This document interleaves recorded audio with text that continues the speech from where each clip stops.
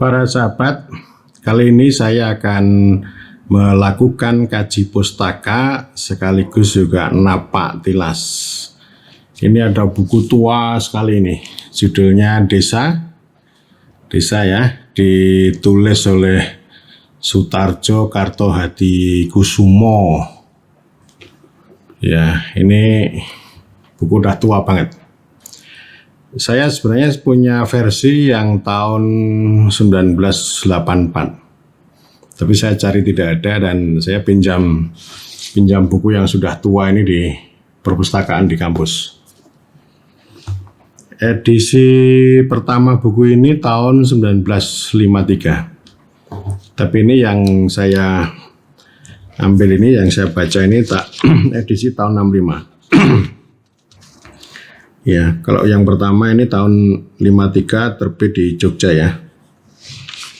Terus ini 65 penerbitnya Sumur Bandung. Ya. Sutarjo Kartohadikusumo. Ini Sutarjo ini Pangreh Praja dulu ya. Ini sebelum tahun 1900 sudah lahir di Blora ya. Saya kira para sahabat bisa mencari sosok siapa Sutarjo ini di Google, ada juga di tirto.id juga ada. Sekolah di Osvia ya, sekolah Ambetenar dulu, sekolah untuk calon pegawai pada masa itu, dan kemudian menjadi Pangreh Praja atau Enlans Bestur, pegawai kolonial tapi yang berasal dari pribumi. Beda dengan yang Binenland Bestur, itu yang orang-orang Eropa. Nah, meskipun dia sebagai pegawai kolonial, tapi dia berpihak pada rakyat. Dia banyak menyampaikan cerita dan juga aspirasi bagaimana rakyat desa yang hidup susah, menderita, pendidikannya kurang dan seterusnya lah. Itu banyak sekali yang beliau sampaikan. Dan kemudian dia membuat perhimpunan atau persatuan pegawai Bestur Bumi Putra, yang kemudian pada tahun 1936 kalau tidak salah, Sutarjo itu bisa masuk menjadi anggota Volksraad DPR pada waktu itu ya, DPR Hindia Belanda. Nah, pada waktu beliau menjadi anggota Volksraad itu menyampaikan petisi ya, yang kemudian kita kenal dengan petisi Sutarjo. Kalau yang lain-lain berjuang mengendaki kemerdekaan, kalau Sutarjo itu otonomi. Mulai dari otonomi Hindia Belanda sampai kemudian otonomi desa. Jadi dia itu termasuk salah satu pejuang otonomi desa, dan kemudian setelah merdeka pada akhir Desember 1945, Sutarjo Kartohadikusumo itu menjadi gubernur pertama Jawa Barat. Ya, dan kemudian dalam perjalanannya beliau menulis buku ini, judulnya cuma Desa saja pada tahun 53 yang kemudian diperbaiki. Saya pertama kali mengenal buku Sutarjo ini ya tahun berapa ya? Tahun 90 awal. Ketika saya mengambil satu mata kuliah pemerintahan desa di jurusan umum pemerintahan di Bulak Sumur yang diasuh oleh Pak Masuri Mashab. Itu buku wajib. Dan di APMD ternyata juga menjadi buku wajib. Saya punya buku yang versi 84 tapi nggak ketemu. Nanti suatu saat bisa ketemu. Dan ini banyak kami jadikan referensi. Ketika tahun 2000 kami membuka kembali atau menekuni kembali studi desa ya, buku ini menjadi salah satu referensi yang kami baca. Selain ada buku Yando Zakaria yang berjudul Abih Tandeh, ya, masyarakat desa di bawah rezim Orde Baru. Pada tahun 2002 ini sahabat saya Dadang Yelantoro itu datang. Buku Sutarjo itu buku babon ya. Lalu beliau mendorong saya seharusnya sampai juga menulis buku babon. Sampai sekarang belum jadi nulis buku yang besar itu ya, yang tebal gitu ya, sepadan dengan buku Sutarjo ini. Nggak jadi juga. Tapi bukan berarti saya tidak berkarya, sudah cukup banyak saya melahirkan buku tentang desa. Saya sengaja memberikan review atau kaji pustaka atau ini Napak Tilas ini saya kasih judul romantisasi dan representasi desa.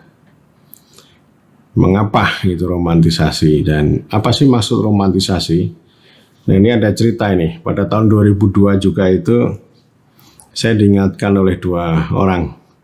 Yang satu Profesor Bambang Purwanto, sejarawan dari Fakultas Ilmu Budaya di UGM. Beliau mengingatkan ke saya bahwa kalau orang membaca buku Desa Sutarjo itu jadi romantis gitu. Jadi seakan-akan desa itu baik semua gitu, nggak ada jeleknya gitu. Demikian juga dengan yang kedua Hans Santloff ya. Hans Santloff juga menyampaikan kritik kepada para pegiat desa itu yang terlalu romantis.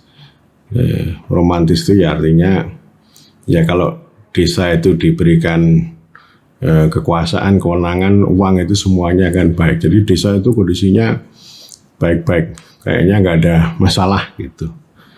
Nah buku ini juga nanti mengandung seperti itu ya. Tetapi saya katakan bahwa ini juga pembelaan, ini representasi, menghadirkan. Karena romantis itu kan artinya kalau dilihat dari sisi yang lain romantis itu konservatif gitu, nggak mau berubah gitu. Tapi romantisme itu juga menjadi bagian dari representasi karena ini untuk menantang para pihak, terutama dari luar, dari Jakarta, dari dunia barat yang terus-menerus melakukan intervensi habis-habisan, termasuk menindas desa. Jadi biasanya orang luar itu kan menganggap desa itu bodoh, malas dan seterusnya ya, nggak berkembang gitu. Ini artinya dihadirkan, ini untuk menantang itu. Sama juga dengan ketika para intelektual Minangkabau itu selalu berbicara bahwa negara itu republik kecil. Ya memang faktanya sudah hancur lah, sudah habis tandeh gitu. Tapi ini selalu dihadirkan itu dalam rangka untuk melawan. Termasuk para sosiolog di India ya, banyak berbicara tentang representing village. Kenapa menghadirkan desa itu penting? Karena ya desa di India itu dibombardir terus dengan rural development. Sehingga desa ini sudah kehilangan imajinasi, kehilangan spirit. Sementara pembangunan perdesaan atau rural development juga tidak banyak menolong orang desa. Jadi ini romantisasi sama representasi ini dua sisi ya. Jadi kalau orang ya tentu orang akan marah kalau dibilang romantis gitu. Karena yang dipikirkan, oh saya sedang membela desa, saya sedang menghadirkan desa gitu. Nah ini diskursus biasa kalau dalam studi desa itu seperti itu. Ada yang melawan desa, ada yang membela desa, ada juga yang memanfaatkan desa. Jadi kan saya pernah sampaikan ada 4 aliran politik pengetahuan yang berbicara tentang desa. Yang pertama itu yang romantis esensialis gitu. Ini yang membela desa, menghadirkan kearifan lokal, otonomi asli dan sebagainya, termasuk republik desa. Kemudian yang kedua adalah kelompok yang radikalis atau revisionis. Ini yang berupaya untuk mengatakan bahwa desa itu ya situs penindasan, situs ketimpangan. Desa itu akan dibajak, dirampas oleh elit. Sehingga nggak relevan berbicara tentang desa itu. Lebih baik mereka itu berbicara tentang petani gitu. Tetapi itu juga tidak berhasil cara pandang seperti itu karena karena antara lain juga mereka tidak melibatkan diri, tidak melihat secara lengkap bagaimana misalnya interaksi antara kepala desa dengan petani misalnya. Ya. Jadi seakan-akan petani itu menjadi dunia yang terpisah atau kekuatan yang otonom begitu. Di sisi lain, hasil studi kaum radikalis revisionis ini juga dimanfaatkan oleh orang-orang sono itu untuk menjadi alasan untuk melakukan subordinasi, penindasan dan juga intervensi, teknokratisasi, birokratisasi. Kemudian yang keempat ini kan, yang ketiga adalah kelompok orientalis modernis. Ini orang-orang yang suka jualan merek dagang gitu. Mulai dari modernisasi, termasuk kolonialisme juga gitu ya. Kolonialisme, developmentalisme, neoliberalisme itu orientalis modernis namanya ya. Jadi mereka anti desa tapi memperalat memanfaatkan desa. Jadi desa bisa menjadi hambatan bagi kepentingan mereka. Makanya kan sebenarnya desa ini mau mereka hancurkan tapi dengan cara yang evolusioner. Ya, dengan cara menyentuh dengan modernisasi, dengan urbanisasi, lalu ada rural development. Kalau yang sekarang yang gitu banjir lapel, ya, laparisasi desa, smart village dan sebagainya yang sudah saya bahas di video sebelumnya, itu orientalis modernis. Jadi mereka melihat dari depan bahwa sebenarnya ya apa yang mereka pikirkan itu pengennya dimasukkan ke dalam desa, tapi kan tidak berubah tidak berubah banyak. Lalu mereka mengatakan bahwa ya desa itu konservatif, desa itu sebagai batu sandungan bagi kepentingan mereka. Kemudian yang keempat yang kami sampaikan itu yang konstruktivis ya. Jadi kita mengkonstruksi ulang. Jadi kita punya basis seperti yang esensialis, tapi kita lebih transformatif, bukan melihat masa lalu terus begitu ya. Tidak mengisolasi desa dengan konsep-konsep yang sudah tidak relevan, tapi kita coba untuk maju ke depan. Ya. Maju ke depan tetapi berbeda dengan cara pandang modernis. Artinya kekuatan-kekuatan lokal itu harus direpresentasikan, harus emansipasi, sehingga konsep representasi desa, representing village itu, atau village emancipation atau emansipasi desa itu menjadi cara berpikir transformatif di kalangan kami yang kami klaim sebagai cara pandang konstruktivis gitu. Nah, buku Sutarjo ini romantis, tapi sekaligus juga mengarah gitu ya, meskipun belum banyak ya, mengarah ke representasi. Saya akan sampaikan ya, saya akan baca. Ini buku ini ada kata pendahuluan atau kata pengantar ini yang sudah mengarah pada konten sebenarnya. Kemudian ada bagian 1 yang berbicara tentang bentuk desa, bagian 2 berbicara tentang desa sebagai pendukung hukum asli, bagian 3 berbicara tentang pemerintahan desa, bagian 4 berbicara tentang rumah tangga desa, dan yang kelima, bagian 5 itu berbicara tentang daerah otonom dan tingkat 3 gitu. Nah ini di kata pendahuluan ini sebelum bab 1 itu Sutarjo memulai dengan definisi ya, atau makna desa. Perkataan desa, dusun, desi, ingatlah perkataan swadesi, seperti juga halnya dengan perkataan negara, negeri, negari, nagari, negori gitu. Asalnya dari perkataan Sanskerta ya, yang artinya tanah air, tanah asal dan tanah kelahiran. Para sahabat mohon maaf, ini masih ejaan lama ini ya, tanam 5, ini ejaan lama itu. Belum ejaan baru, bukan EYD. Ya, jadi ini bahasa Sanskerta ini ya. Jadi artinya kan ya kalau kita bicara negeri di Maluku, desa di Jawa, nagari di Sumatera Barat itu artinya sama. Itu maknanya itu tadi. tanah air, tanah asal, tanah kelahiran itu sebagai basis awal. Dan memang buku ini itu tidak hanya berbicara Jawa, tidak hanya Jawa, Madura, Bali, tapi juga banyak mengambil ilustrasi entah dari Aceh sampai timur.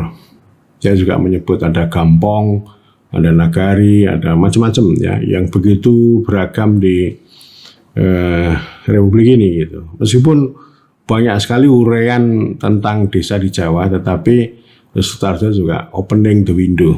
Dia juga membuka contoh-contoh ya, ilustrasi baik itu nilai maupun institusi, sebutan nama lain ya, sebutan lain dari desa.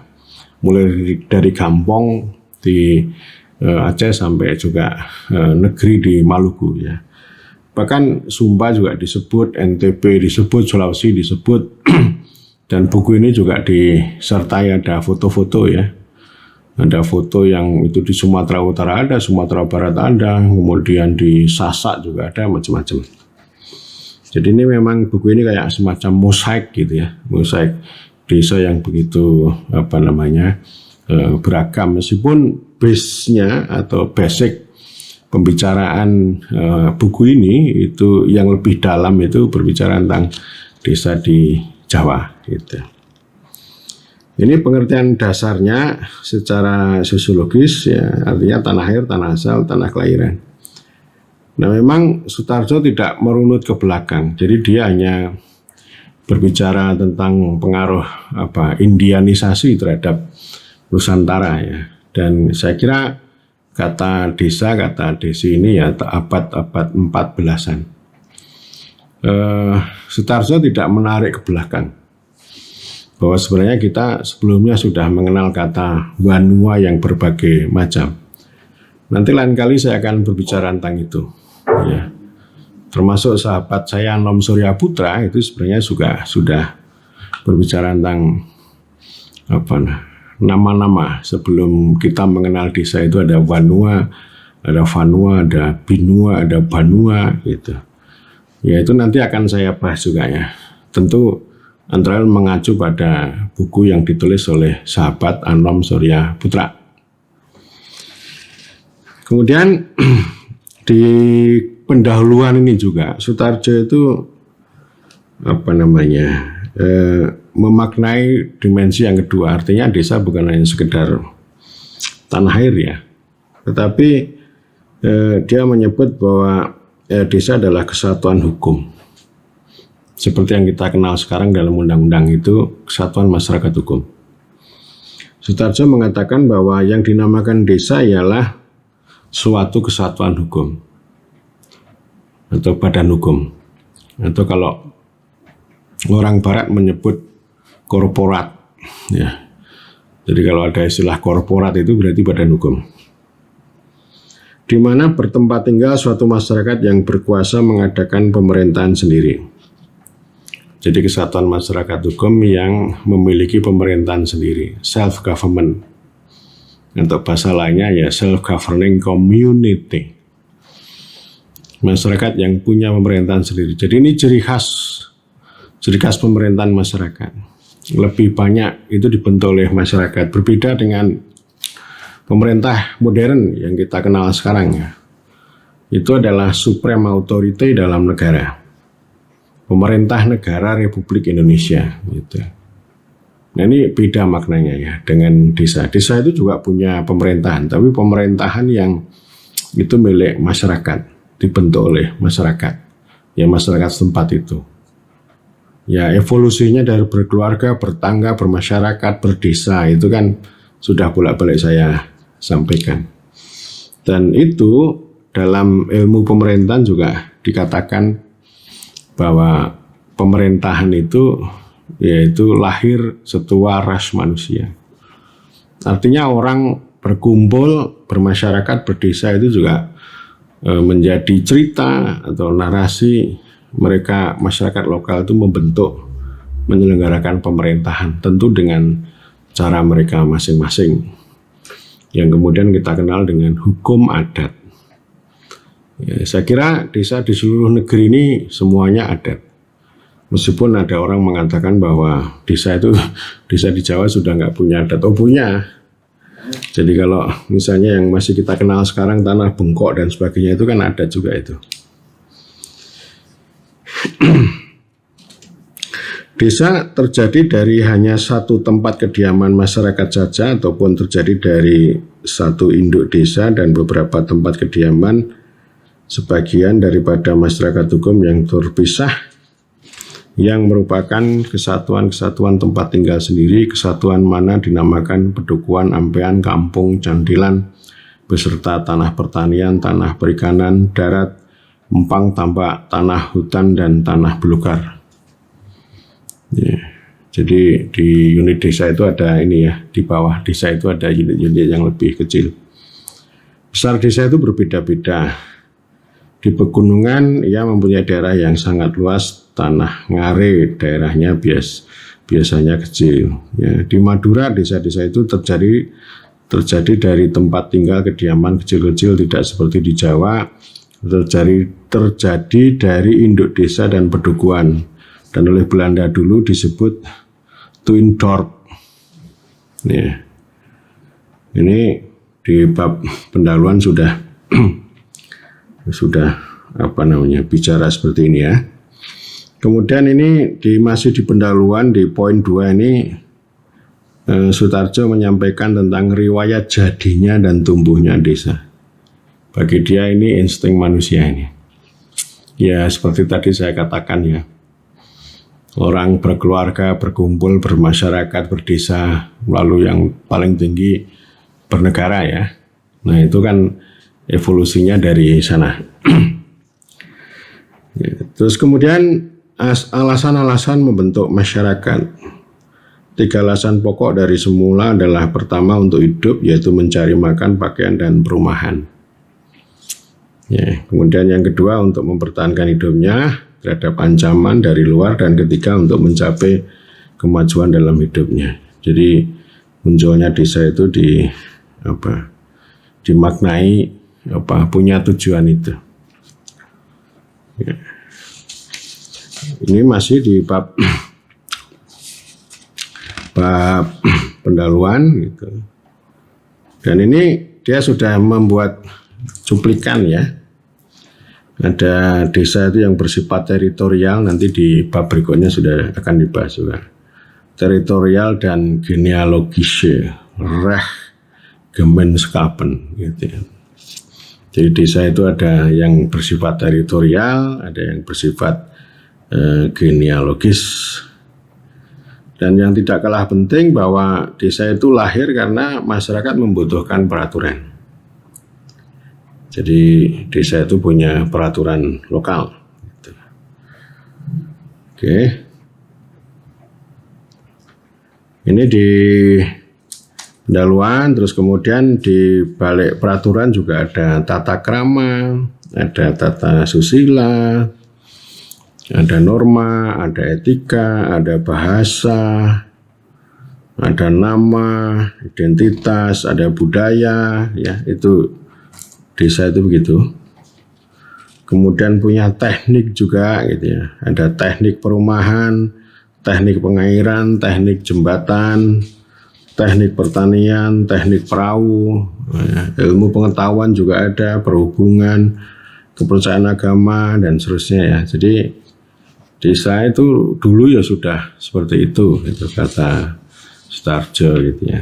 Jadi artinya orang berdesa itu tidak hanya ngomong pemerintahan ya, tapi artinya memang ya perhubungan itu pemerintahan juga. Karena diatur ya dalam kerangka dalam desa itu. Oke. Ini bab 1 cukup panjang juga ini ya. Dia juga menyebut bahwa desa pertama ditemukan pemerintah asing ini ya. Jadi dia menyebut ini ada tokoh bernama Herman Warner Mutinghe yang kemudian disampaikan oleh Thomas Stamford Raffles. Ya, ini di nanti di sana juga ada di uraian berikutnya ya. Tapi kalau saya membaca buku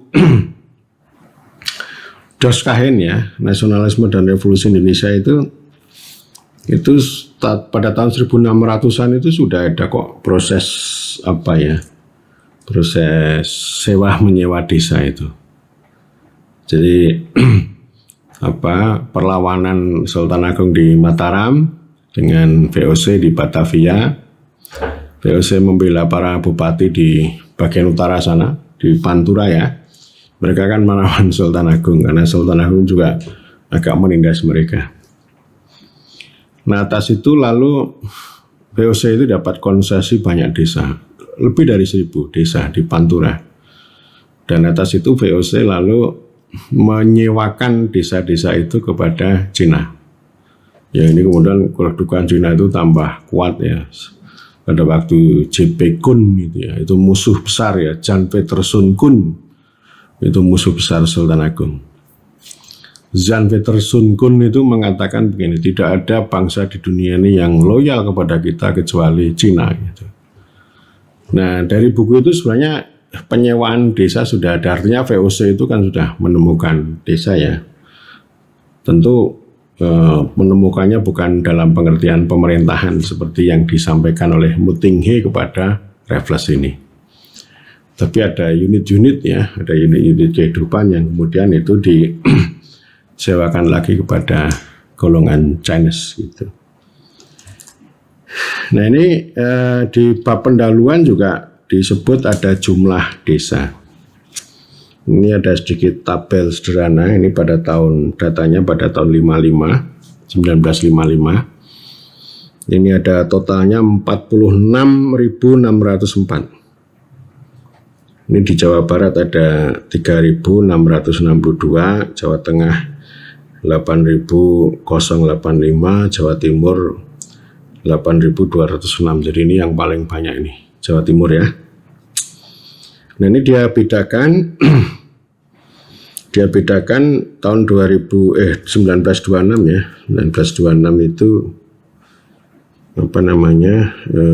ya tidak terlalu beda sih jumlahnya gitu.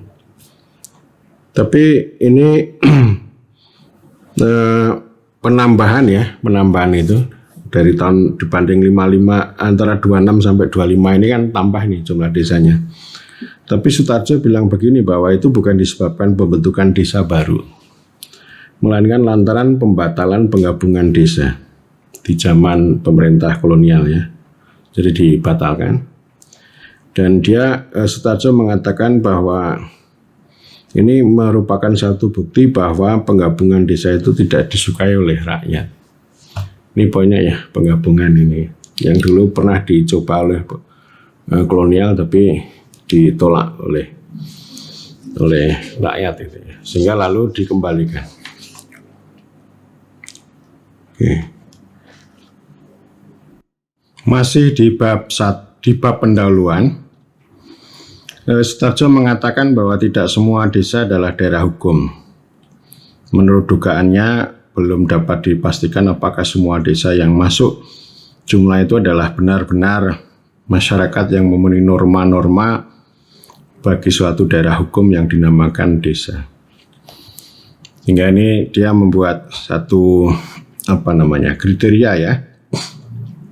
Ini ada yang disebut kesatuan masyarakat hukum gitu ya. Terutama hukum adat. Ini yang pertama, berhak mempunyai wilayah sendiri yang ditentukan oleh batas-batas yang sah. Kemudian yang kedua, berhak untuk mengurus dan mengatur pemerintahan dan rumah tangganya sendiri. Ini disebut sebagai otonomi. Kemudian yang ketiga, berhak memilih atau mengangkat kepala desa atau majelis pemerintahan sendiri. Yang keempat, berhak mempunyai harta benda dan sumber keuangan sendiri. Yang kelima, berhak atas tanah sendiri. Dan yang keenam, berhak untuk memungut pajak sendiri. Ya, ini kriteria kesatuan masyarakat hukum adat untuk menyebut desa itu 6 kriteria itu ya yang dibuat oleh Sutarjo. Kemudian Sutarjo juga menegaskan ini di halaman 24, fungsi desa sebagai sumber kekuatan nasional. Dari desa-desa di seluruh kepulauan Indonesia yang sekian banyaknya, itu di masa lampau telah terkumpul keterangan-keterangan yang dihasilkan oleh penyelidikan baik oleh pihak resmi maupun oleh para sarjana di luar ikatan dinas. Walaupun sumber-sumber keterangan itu sudah banyak jumlahnya, akan tetapi menurut hemat kami bahan-bahan itu masih belum dapat mencukupi kebutuhan kita sebagai negara dan bangsa yang telah merdeka. Kita sedang memulai pembangunan negara sebagai bangsa yang berdaulat. Untuk itu, bangsa Indonesia memerlukan dasar-dasar lain daripada yang dipakai di masa lampau oleh bangsa asing yang menjajah kita. Kalau dulu dasar segala pembangunan tidak bisa lain daripada kepentingan bangsa yang menguasai negeri ini, dengan mempergunakan nilai-nilai yang sesuai dengan kepentingan itu, maka sekarang dasar pembangunan yang hendak kita lakukan ialah kepentingan nasional dengan mempergunakan nilai-nilai nasional. Dan nilai-nilai nasional itu buat sebagian terbesar tempatnya di desa-desa di seluruh wilayah Indonesia. Dasar-dasar kebudayaan nasional sumbernya terdapat di desa. Ini artinya desa itu menjadi istilah saya batu landasan ya. Dan ini para pendiri bangsa juga begitu. Terutama yang tampak sangat kuat ada di Muhammad Hatta, Muhammad Yamin dan Supomo gitu ya. Ya, selain kita menemukan pemikiran dari dunia barat, tapi ada semacam dialektika dengan tradisi maupun nilai-nilai lokal yang bersumber pada desa. Meskipun Soekarno itu tidak berbicara secara eksplisit tentang desa, tetapi beliau itu mengambil tradisi gotong royong, itu tradisi yang hidup di desa kita. Ya. Oke. Ini saya kira prinsipnya di situ ya. Jadi dia ini kan ini cuplikan ya, artinya nilai-nilai yang bersumber dari desa itu menjadi landasan nasionalisme Indonesia.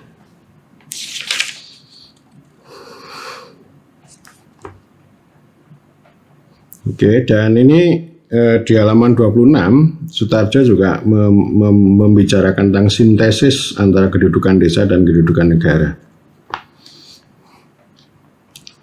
Ada dua hal penting yang dia sampaikan. Pertama, bahwa undang-undang negara harus memberi kepada masyarakat desa itu suatu kedudukan hukum yang menjamin perkembangan pribadinya agar kekuatan batinnya dapat berkembang dan dapat disalurkan ke atas untuk kebahagiaan dan kebesaran negara seluruhnya sebagai daya pendorong bagi perkembangan bangsa dan negara yang selalu meningkat. Sebaliknya, jika hukum yang mengatur kedudukan desa itu bersifat mengikat kaki tangannya seperti halnya di zaman penjajahan, maka desa itu akan jatuh ke dalam hidup statis dan dari tubuhnya tidak mungkin mengalir getaran jiwa besar yang dapat menjadi daya pendorong negara seperti yang dimaksudkan di atas. Jadi kedudukan desa itu menjadi penting ya. Ini bisa disebut romantis, bisa juga disebut representasi. Kedua, terhadap hukum yang dimaksud haruslah ada hukum pula yang dapat menjamin kekuasaan yang lebih tinggi untuk menjaga. Jangan sampai desa dengan kekuasaan yang oleh hukum diberikan kepadanya keluar dari relnya, sehingga membahayakan keselamatan negara. Dengan singkatnya, memberi jaminan kepada desa akan kedudukan yang kuat atas dasar pribadi sendiri untuk keutuhan dan kebesaran bangsa dan negara. Oke, jadi itu semangatnya. Kemudian ini bentar.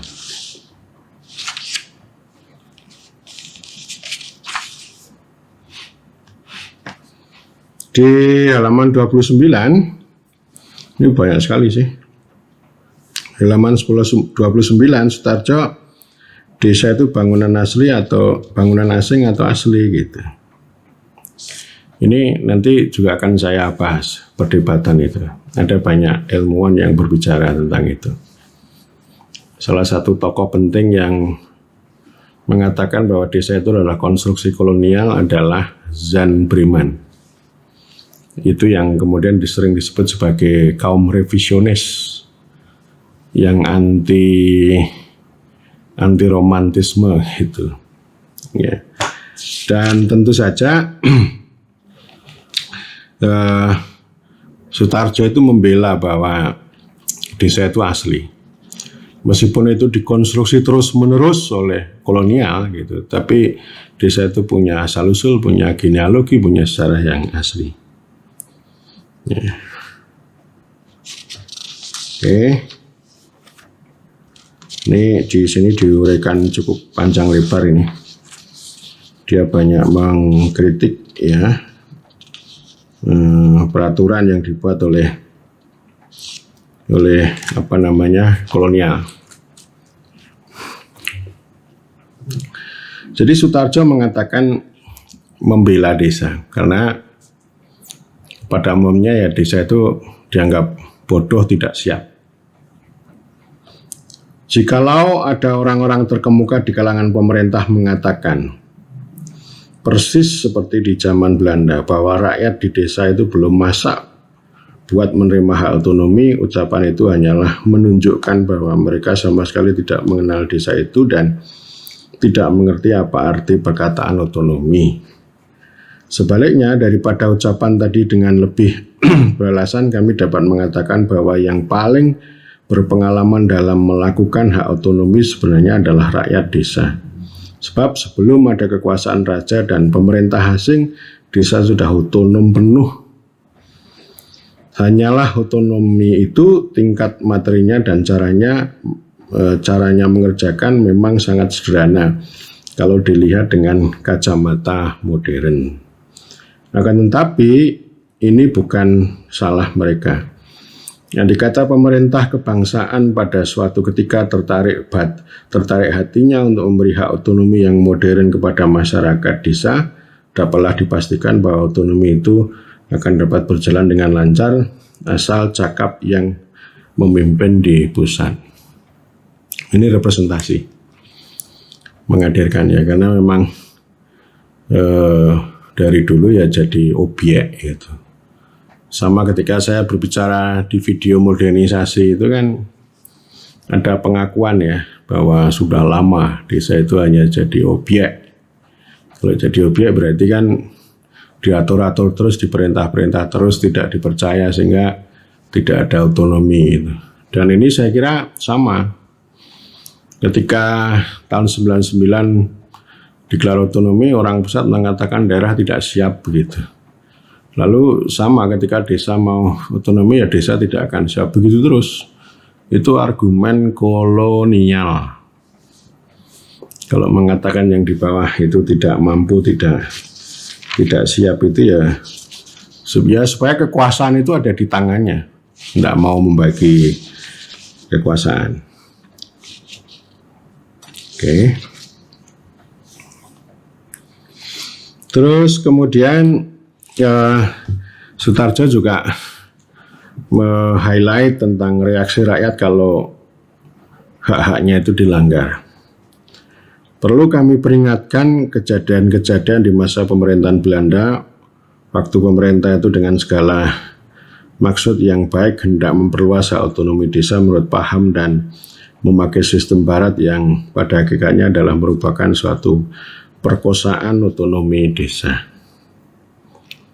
Sejak lahirnya otonomi desa bagi desa yang dijadikan dalam Inlandsgemeente Ordonansi tahun 1906, IGO 1906, maka berturut-turut dengan segala kegiatan diadakan aturan-aturan baru tentang kas desa, tentang lumbung desa, bank desa, sekolah desa, pemajakan desa, bengkok guru desa, balai desa, tebasan pancen, dan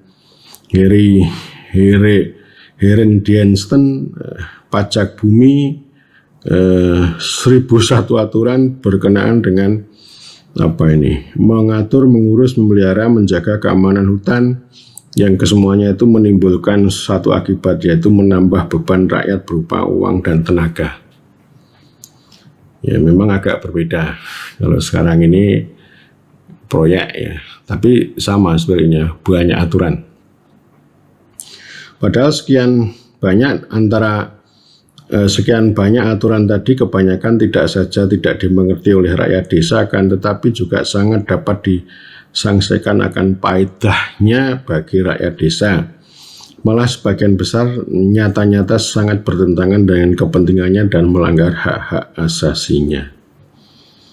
Ini dari dulu begitu ya ternyata ya. Sekarang pun juga begitu.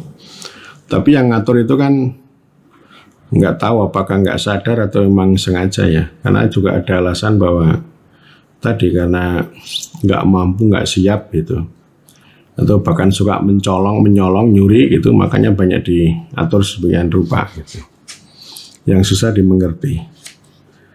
Ya termasuk sekarang SDGs desa itu kan tidak dimengerti oleh orang desa.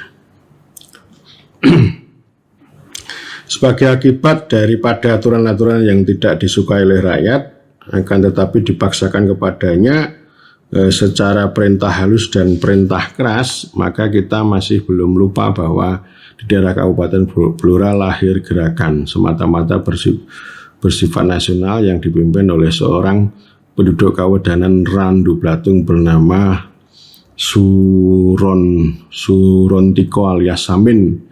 Gerakan mana kemudian menjalar sampai daerah Kabupaten Rembang, Pati, dan Ngawi ya. Jadi Samin Movement itu ya. Nah itu di bab pendahuluan. Kemudian ini di bagian 1 ini bentuk desa. Jadi dia tadi katakan bahwa Sutarjo ini ada genealogis. Genealogis itu yang ikatan darah. Nanti para sahabat bisa menelusuri lebih jauh. Yang ini didasarkan pada ikatan family dalam satu desa itu. Kemudian yang kedua adalah genealogi, teritorial, itu wilayah. Ya kalau di Jawa itu sudah banyak yang bentuknya desa teritorial, dan yang ketiga campuran gitu. Okay.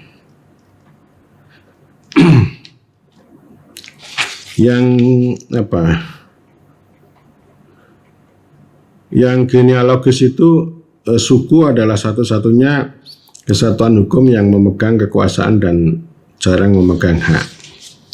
Itu ciri khasnya. Kemudian di bawah suku sebagai masyarakat hukum terdapat masyarakat seturunan yang lebih kecil yang juga merupakan masyarakat hukum. Yang ketiga, suku adalah pemegang kekuasaan dan memegang hak menurut hukum. Yang keempat, bentuk yang lain adalah bahwa suku tidak mempunyai kedudukan sebagai masyarakat hukum, akan tetapi di dalam suku oleh warga suku dibentuk desa-desa yang terjadi dari bagian-bagian suku. Desa-desa ini berkedudukan sebagai daerah hukum. Ya ini variasi, maksudnya empat jenis ini ya. Kemudian yang kelima dari genealogi itu adalah ini ya, suku berkedudukan sebagai masyarakat hukum. Jadi tadi 5 poin ya, 5 bentuk tadi yang beda-beda. Contoh-contohnya ada ini, contohnya ada. Kemudian yang bentuk genealogis ada 4. Jenis yang pertama adalah bentuk yang terjadi dari orang-orang yang mempunyai persamaan keturunan dari seorang bapak yang pertama dan bapak-bapak yang diturunkan oleh bapak yang pertama itu. Menjadi dalam bentuk lain, maka yang dianggap sebagai warga masyarakat seturunan adalah orang-orang yang diturunkan oleh laki-laki turun-temurun. Ini contohnya di Nias, Gayo, Batak, sebagian daerah Lampung, Bali, Maluku, dan Kepulauan Timur. Jenis yang kedua berpedoman pada hak ubu ini ya. Dalam bahasa asing dinamakan matriarkat atau ya matriarkat ya. Dalam masyarakat yang demikian maka yang dianggap sebagai warga masyarakat ialah orang-orang yang diturunkan oleh ibu pertama dan ibu-ibu yang diturunkan oleh ibu yang pertama dalam suku itu. Ini Minangkabau yang diambil contoh. Jenis ketiga adalah ini ya, faktor laki dan faktor perempuan dianggap sama pentingnya. Dalam masyarakat hukum yang demikian, maka masyarakat tidak tersusun oleh salah satu segi keturunan, akan tetapi oleh dua segi keturunan dari bapak dan keturunan dari ibu. Ini memang agak membingungkan ini.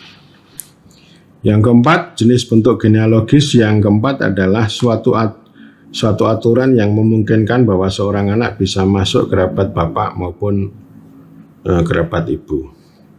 Ya.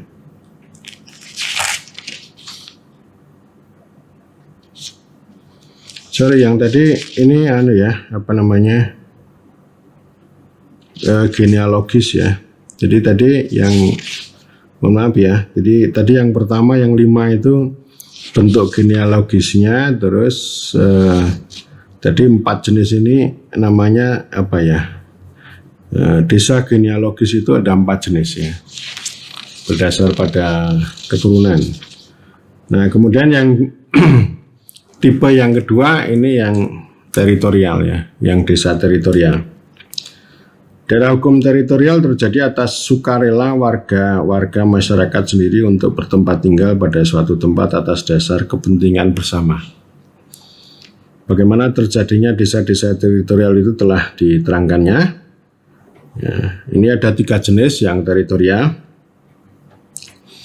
Yang pertama adalah persekutuan dusun, ya, atau dalam bahasa Belandanya Dorpsgemeenschap. Ya. Oke, jadi ini desa itu dibentuk karena persekutuan dusun. Ini ciri khasnya banyak banget ini. Kemudian jenis yang kedua adalah persekutuan daerah, dalam bahasa yang disebut Staatsgemeenschap. Ya. Sesuatu daerah ada beberapa tempat kediaman masyarakat yang satu terpisah dari masyarakat yang lain. Masing-masing tempat kediaman masyarakat mempunyai kekuasaan sendiri, masing-masing mempunyai pemerintahan sendiri. Tempat-tempat kediaman desa-desa kecil itu menjadi bagian dari daerah hukum yang lebih besar. Daerah hukum yang besar itu mempunyai wilayah dengan batas yang tertentu. Desa yang merupakan persekutuan daerah itu mempunyai pemerintahan sendiri yang tetap dan berkuasa atas seluruh wilayah daerah. Yeah. Kemudian yang ketiga, desa teritorial yang ketiga adalah gabungan dusun. Nah ini yang pertama tadi persekutuan dusun, ini gabungan dusun. Ya, jadi dalam satu daerah ada beberapa desa itu mempunyai wilayah dan batas sendiri. Masing-masing mempunyai pemerintah sendiri, masing-masing berhak atas pemerintahan dan mengatur serta mengurus rumah tangganya sendiri. Masing-masing mempunyai hak kuasa atas tanah sendiri dan seterusnya. Gabungan dusun tidak punya hak kuasa atas tanah ya. Jadi dusun itu tidak punya lagi gitu atas tanahnya karena sudah digabung menjadi satu desa gitu. Yang ketiga bentuk campuran ya. Jadi campuran itu ya antara genealogi dan teritorial. Ini ada banyak contoh ini. Yeah.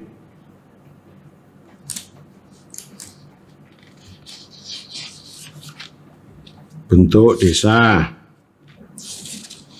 Banyak sekali ini uraiannya di berbagai daerah.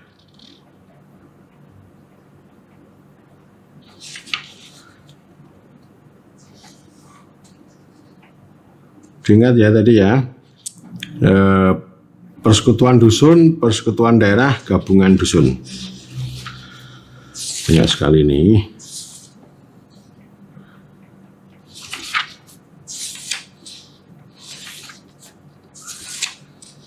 Oke. Ini di halaman berapa ini? 66 ya. Halaman 66 ini ada ini. Saya jadi tahu nih ada apa namanya, dulu pernah membaca. Ada di sumber lain ya, Desa Moncopat dan Moncolimo. Sudah dari dahulu kala, maka di seluruh Jawa, tidak di semua daerah, dikenal orang suatu ikatan semacam federasi yang disusun dari sebuah desa yang terletak di tengah-tengah dan 4 desa yang terletak di sekelilingnya. Ikatan itu disebut Moncopat Desa. Ikatan lain yang lebih besar dinamakan Moncolimo Deso. Jangan dikira bahwa susunan Moncolimo itu terdiri dari suatu desa di tengah dan 5 desa di sekelilingnya. Moncolimo desa disusun daripada 1 desa di tengah dan 8 desa di sekelilingnya. Sebab 4 desa yang pertama dihitung menjadi 1, kemudian ditambah dengan 4 desa baru, di jumlahnya 5. Bentuk desa ini merupakan dasar ketuhanan menurut ilmu mistik, yaitu ilmu manunggaling kawula Gusti, ya, antara umat dengan Tuhan. Daerah Moncopat atau Moncolimo Desa bukanlah suatu daerah hukum, ia pun tidak mempunyai pemerintah sendiri, melainkan salah seorang kepala daripada desa-desa yang tergabung ditunjuk sebagai kepala Moncopat atau Moncolimo desa itu. Kepala itu diberi nama bermacam-macam. Di Banten, Tegal, Rembang diberi nama lurah, di Cirebon, Kedu, Banyumas namanya penatus, di Bagelen dan Wonosobo Glandong, di Madiun dan Kediri itu palang atau kepalang, di Semarang dan Pacitan namanya Penglawe, di Kerawang dan Priangan dan sebagian Kabupaten Lebak orang mengenal petinggi, ya, kan, tetapi ini adalah kepala trup, ya. Jadi ini apa namanya? Tapi yang mau saya katakan ini kan semacam federasi atau semacam sebenarnya kerjasama, ya. Kalau saya baca literatur lain ini 4 desa, 8 desa itu kerjasama. Baik itu menjaga keamanan, terus kemudian ekonomi. Jadi kalau satu desa di tengah itu ada pasarnya, ya, menjadi pusat transaksi jual beli di antara 5 desa atau 8 desa. Ya. Oke, itu. Nah, ini juga dibahas mengenai penggabungan dan pemecahan desa. Ini agak susah karena tradisi historis itu pemekaran, ya, bukan penggabungan. Agak susah ini, ya. Kalau mau menggabung ya akan banyak gagalnya. Kecuali hanya di DIY, ya. Pada tahun 46-48 itu berhasil menggabung, ya. Tapi di zaman kolonial agak susah. Bahkan dulu jauh sebelumnya, nanti juga akan saya bahas transformasi dari Wanoa menjadi desa itu disebut oleh Jean Christie itu sebagai pemekaran desa, disintegrasi desa. Jadi tumbuh desa-desa yang lebih kecil yang itu jumlahnya tambah banyak, unitnya menjadi lebih kecil sehingga desanya menjadi lebih banyak, atau pemekaran, ya. Kemudian juga dibahas ini ada desa perdikan, ya. Desa yang udah saya bahas di sebelumnya, ya. Kalau zaman Majapahit namanya Sima Swatantra. Kalau di zaman kerajaan Islam namanya desa perdikan. Ya, desa yang punya privilege, ya, karena punya jasa kepada raja. Tapi kemudian pada tahun 46 ini dihapuskan desa perdikan ini karena ya terlalu istimewa, terlalu privilege itu tadi. Bagian 2 bagian 2 itu bercerita desa itu sebagai pendukung hukum asli. Sutarjo memulai kalimat itu Desa Mawacoro Negara Mawatoto yang pertama, kemudian yang kedua sakali air gadang sekali tapian baranja, sakali raja baganti, sakali adat barubah. Ini bahasa Minang, ya.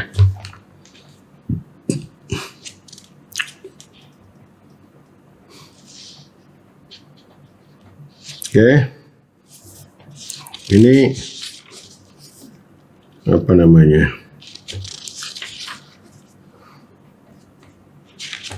Bab 2. Sorry.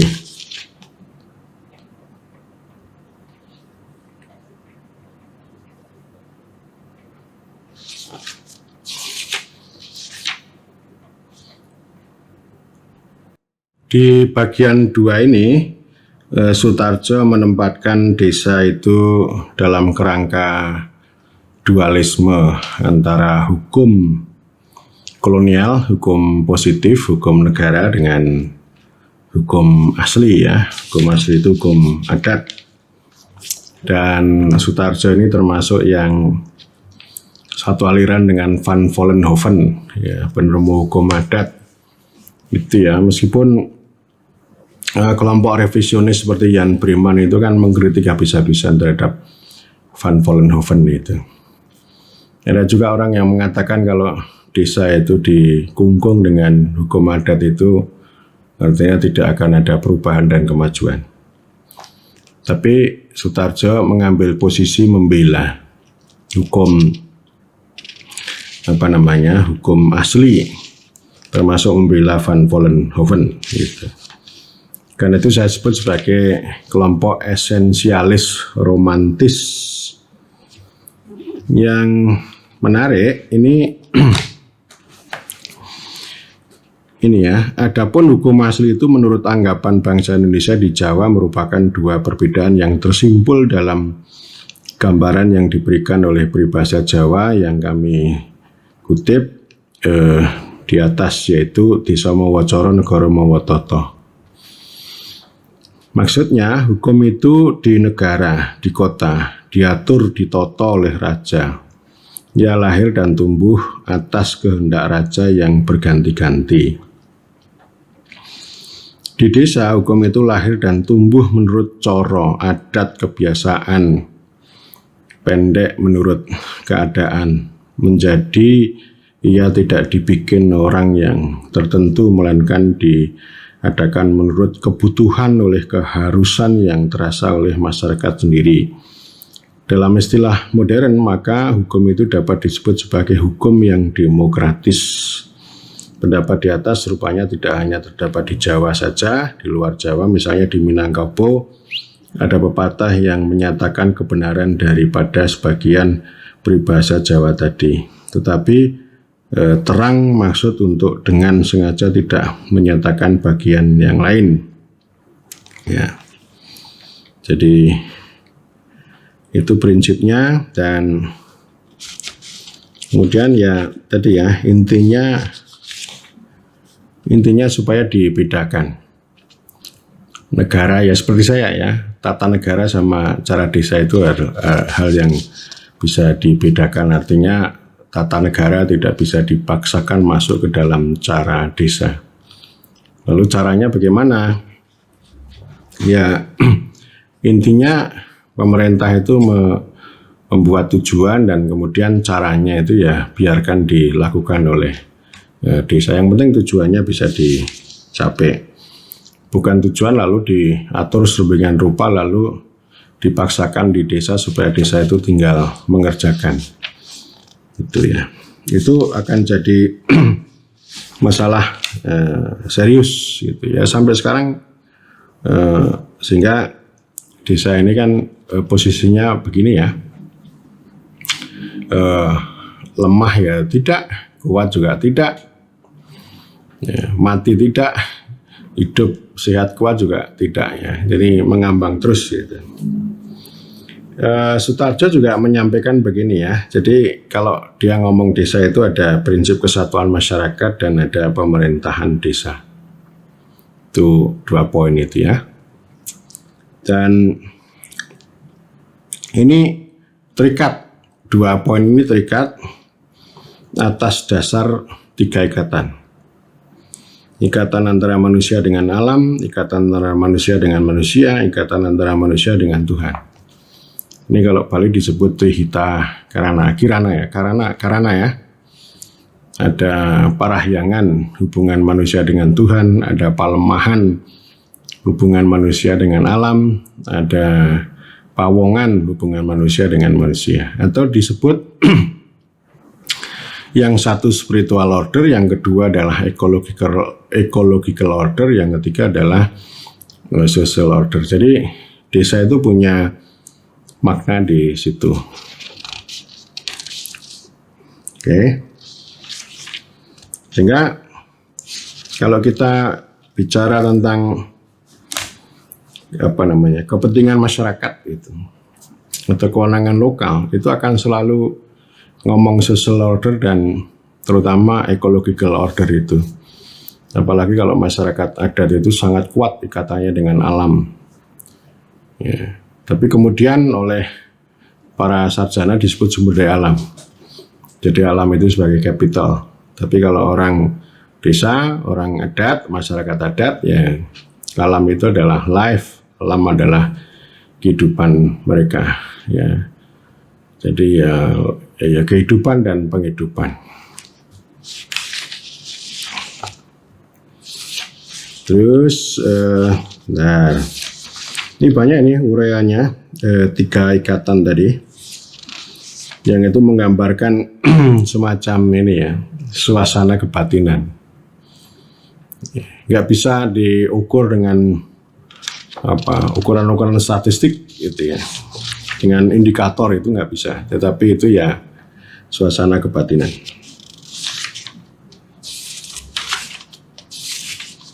Itu di bab berapa tadi? Banyak banget ini. Kemudian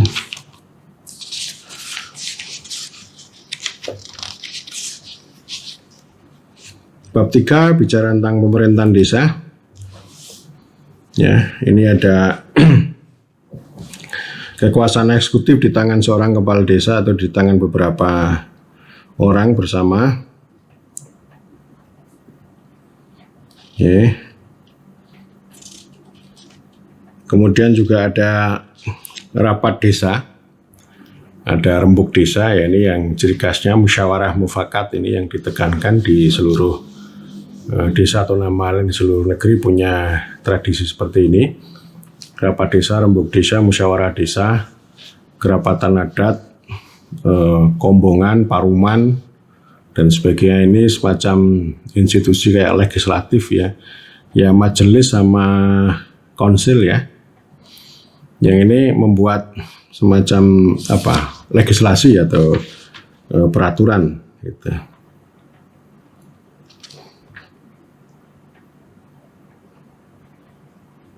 Oke.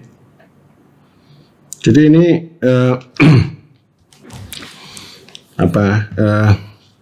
Sutarjo mengatakan begini, tata pemerintahan desa di seluruh wilayah Indonesia mengenal 2 macam bentuk, yaitu pimpinan pemerintahan diletakkan di tangan seorang kepala desa, tentu sebutannya berbeda-beda, dan kedua, pimpinan pemerintahan dipegang oleh sebuah dewan.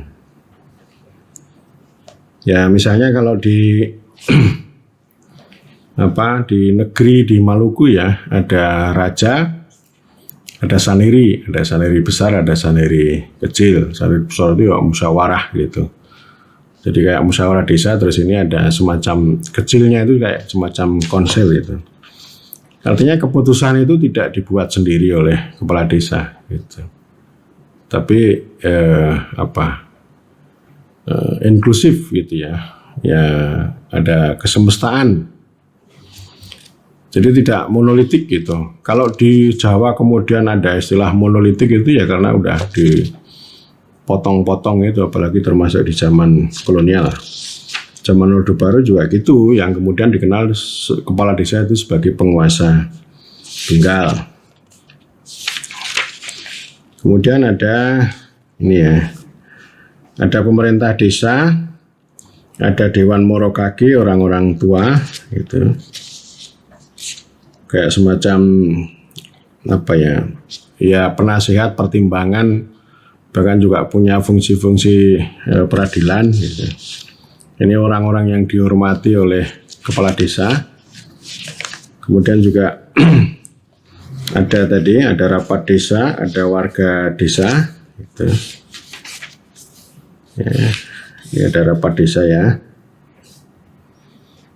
Dan itu kalau kita baca jauh sebelumnya, nanti akan saya bahas juga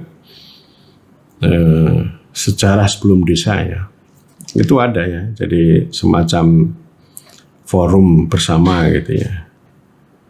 Ya, kalau musyawarah mufakat itu kan belakangan, tapi tradisi lamanya sudah ada ya. Kalau zaman sekarang namanya demokrasi deliberatif ya.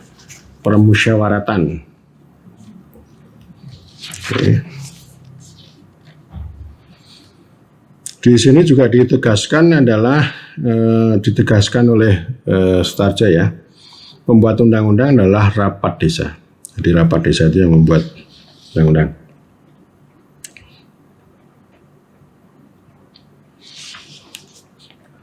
Oke.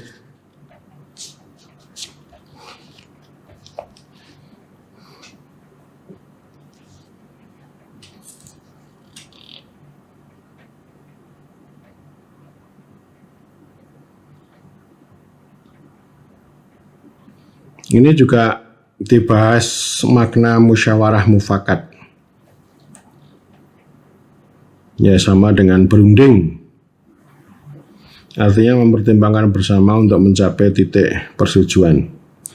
Bukan untuk mendapat kemenangan sepihak atas pihak lain yang dianggap kalah dengan jalan berdebat untuk mencari unggulnya kata-kata, akan tetapi untuk mencapai kemenangan bersama. Kemenangan terhadap siapa? Ya. Kemenangan terhadap diri sendiri, terhadap hawa nafsunya yang selalu mengutamakan kepentingan sendiri. Bukanlah demikian juga caranya dalam ilmu mistik gitu. Ya, jadi artinya kan ini prinsip ya. Ini nanti terkait dengan individualisme ya. Jadi artinya bukan menang-menangan, bukan the winner take all gitu ya. Tapi yang mencapai kebaikan bersama melalui musyawarah mufakat itu. Meskipun di zaman Orde Baru ini distorsinya luar biasa. Mufakatnya sudah ada, musyawarahnya itu untuk melegitimasi mufakat. Mufakatnya udah diatur sembilan rupa di setengah kamar atau melalui lobi-lobi yang itu di segelintir elit.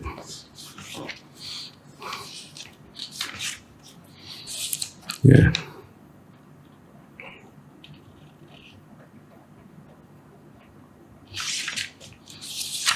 Oke, sebentar ya. Nah, ini ada putusan desa. Ini rapat desa ya. Rapat desa itu menjadi dewan penasihat bagi kepala desa, tapi juga bagi pamong praja atau bagi jawatan-jawatan pemerintah lainnya, misalnya kehutanan, pengairan, kepolisian, kesehatan dan sebagainya. Jadi ini menarik ini. Rapat desa itu juga menjadi tempat untuk menemukan antara orang desa dengan dari atas. Rapat desa menjadi dewan legislatif, yaitu yang berkuasa menetapkan peraturan anggaran belanja desa dan sebagainya. Yang ketiga, untuk memberi persetujuan kepada kepala desa buat mengambil sesuatu putusan, sebab putusan itu menurut Inlans Gemeente Ordonansi tidak dianggap sah kalau tidak dengan persetujuan rapat desa.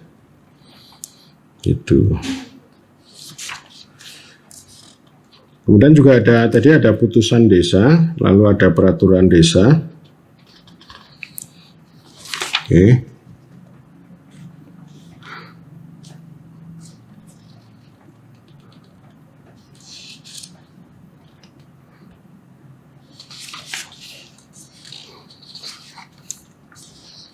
Oke, terus ini banyak sekali nih.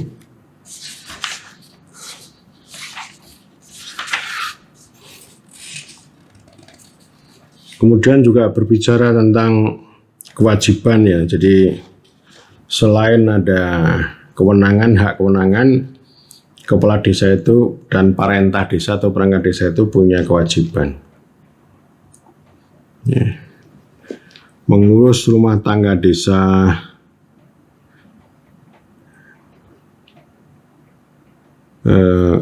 kepala desa wajib berunding dulu dengan warga desa, mengurus dan memelihara pekerjaan umum seperti jalan jalan, jembatan, jorongan, selokan, pengairan, tanah-tanah lapang, waduk air, tempat pemberhentian perahu, mengurus dan memelihara segala harta benda milik desa, menjalankan kepala desa berhak mengundang warga desa yang berwajib untuk menjalankan pekerjaan yang telah ditetapkan dalam peraturan desa, melakukan pengawasan atas segala hal yang mengenai kepentingan desa dan mengusahakan kepentingan desa.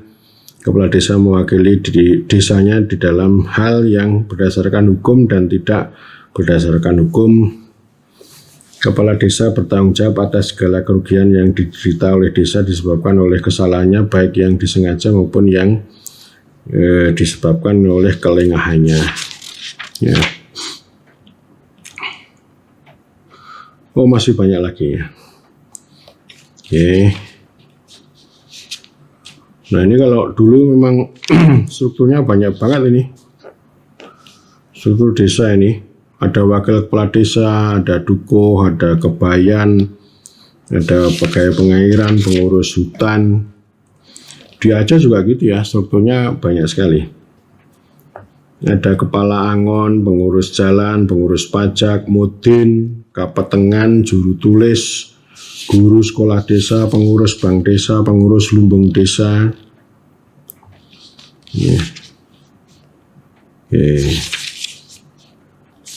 Nah, ini juga dibahas tentang Medebewin ya, penugasan tugas. Banyak banget ini. Contohnya banyak ya di masing-masing daerah.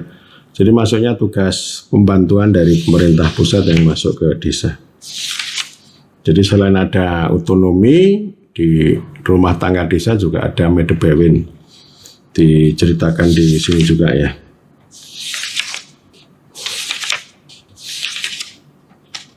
Terus bab 4 ini rumah tangga desa. Ini ngomong tentang urusan itu ya.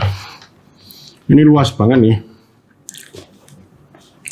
Luas banget ini berdasarkan pada ego maupun pada pengalaman ya. Yang saya kira kalau kita kaitkan dengan sekarang ya ada titik relevansinya, tapi juga ada apa namanya, muspro ya, atau mudarat ya. Ya, ada yang tidak relevan juga gitu. Banyak banget karena ini terlalu besar, terlalu banyak, dan karena memang sudah banyak yang diambil oleh pemerintah. Tapi di sini juga diceritakan bagaimana pengalaman tentu pada tahun 50-an yang saya bolak-balik sebut itu desa berdikari.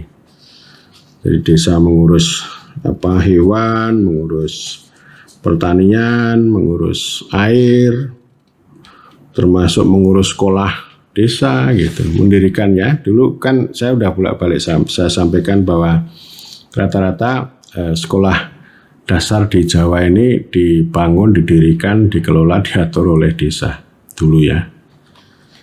Yang kemudian diambil oleh pemerintah. Diambil itu saya kira baik. Lalu kan kita mengenal ada kepentingan warga dan kepentingan masyarakat setempat. Kepentingan masyarakat setempat itu yang kemudian diatur dan diurus oleh desa. Kepentingan warga itu diatur dan diurus oleh pemerintah. Oke, jadi memang kewenangannya dikurangi. Kalau dulu kewenangannya luas, tapi kan nggak ada uang dari negara. Ya tentu kalau zaman dulu uang desa-desa di Jawa ini cukup memadai. Termasuk misalnya untuk memberikan modal bagi usaha-usaha kecil itu rumah tangga itu ya. Ngasih modal tanpa utang tapi bergulir gitu.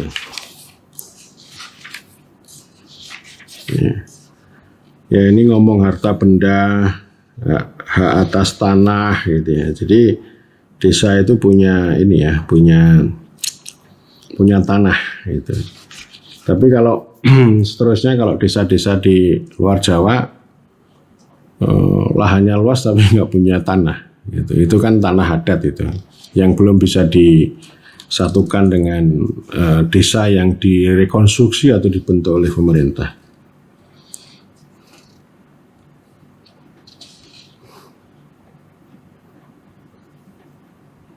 Oke.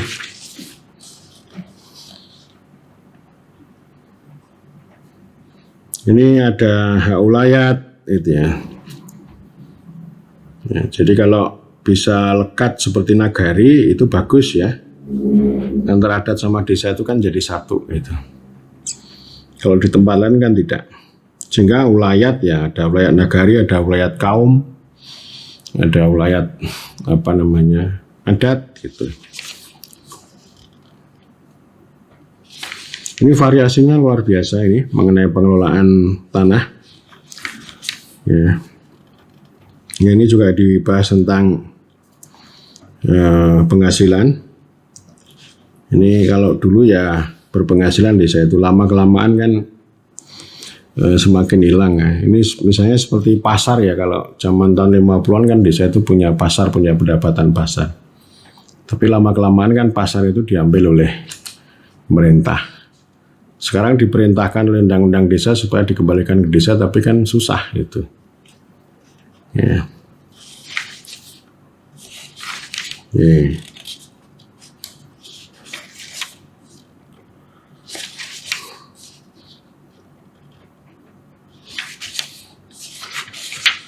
Kemudian ini banyak sekali yang ngomong gotong royong. Gotong royong itu memikul bersama, bukan hanya yang beban tapi juga kenikmatan juga gitu.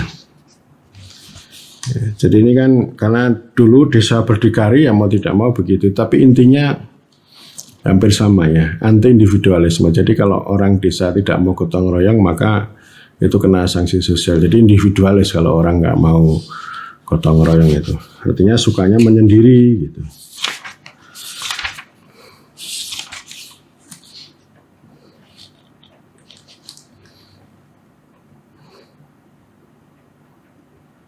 Oke.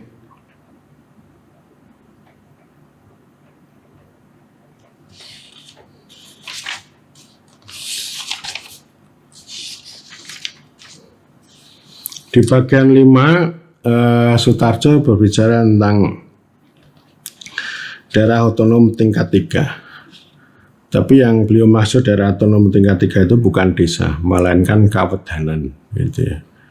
Jadi dia bilang bahwa ya kabupaten kota itu kan daerah tingkat 2. Lalu Sutarjo mengusulkan kecamatan itu dihapus lalu dibuat kawedanan. Bedono itu pemuka. Yang kemudian kalau desanya masih tetap ya. Jadi desa ini tetap nanti dipimpin juga oleh para bedono ini. Kalau yang ini enggak menarik ini ya. Meskipun debat tentang desa sebagai daerah otonom tingkat 3 itu sudah lama, tapi Sutarjo tidak masuk ke situ. Dan ini sama memperdebatkan desa itu sebagai kesatuan masyarakat hukum adat atau sebagai daerah otonom tingkat 3 gitu. Ya ini debat terus menerus, dan di dalam konstitusi itu tafsirnya ya suka-suka. Ada yang suka dengan daerah otonom tingkat 3 seperti yang itu cikal bakalnya ada di Undang-Undang 22 tahun 48. Jadi desa itu tidak di luar struktur pemerintahan tapi dimasukkan dalam struktur formal. Artinya desa itu diserap ke dalam tubuh Binan dan Bestu, letak dalam tubuh birokrasi, bukan di luar. Ya, ini plus minus itu. Saya dulu sempat berpikir ini dimasukkan ke dalam, sehingga dengan kerangka desentralisasi supaya fungsi-fungsi desa itu semakin jelas. Tapi itu ya belum tentu relevan. Variasi desa luar biasa, nggak bisa dibuat seragam model seperti itu. Dan yang lebih penting, saya ingin mengatakan kalau desa itu di luar sebagai kesatuan masyarakat hukum adat, ya dia tidak mudah untuk dimatikan, dibunuh, dikerangkeng dengan birokrasi. Dengan cara di luar aja mudah dikendalikan, mudah ditindas ya, dengan cara ngasih uang tapi disubordinasi gitu. Nah ini akhirnya kan sekarang saya mengatakan ya, kalau dulu kan saya mendukung itu, kalau sekarang ya udahlah direcognize, ditaruh di luar tetapi jelas kewenangannya jelas, sehingga kepentingan masyarakat setempat itu yang menjadi dasar untuk eksistensi desa. Nah, atas itu lalu negara itu mendistribusi dana desa itu. Kepentingan masyarakat setempat itu lebih utamanya pada lingkungan dan alam. Ya, itu yang paling penting itu.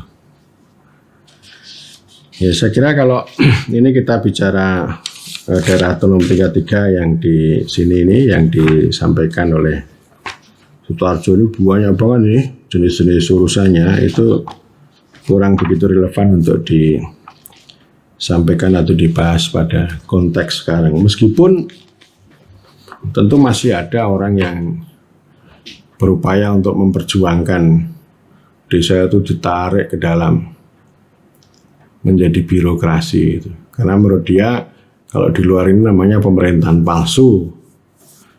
Ya, ini ya, jadi dua ya. Ini ditaruh di luar negara ini berarti pemerintahan palsu. Pemerintahan palsu itu artinya kan dia tidak formal, dia tidak punya dinas, tidak punya inspektorat, katanya tidak menyelenggarakan pelayanan publik katanya ya. Padahal kalau ngurus kepentingan masyarakat setempat itu juga pelayanan gitu. Pelayanan itu menurut dia itu, menurut profesor ini ya, itu kayak di dinas itu. Desa tidak punya ASN gitu ya. Jadi kalau mau disebut pemerintah ya kayak ini gitu.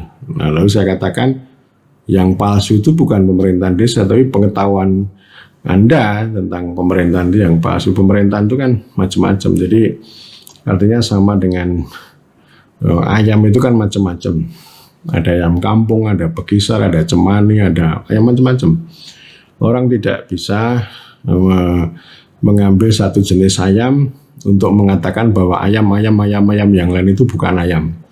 Itu yang palsu gitu. Padahal ini ayam juga gitu. Nah, saya kira demikian ini. Saya tidak tahu itu tadi jelas atau tidak. Tapi saya kira para sahabat bisa membaca buku ini. Buku yang generasi 80-an juga sudah ada. Dan ini kalau di APMD menjadi buku wajib. Jadi mahasiswa harus membaca buku ini ya. Meskipun kurang relevan untuk pada hari ini, tetapi penting untuk melihat genealogi itu.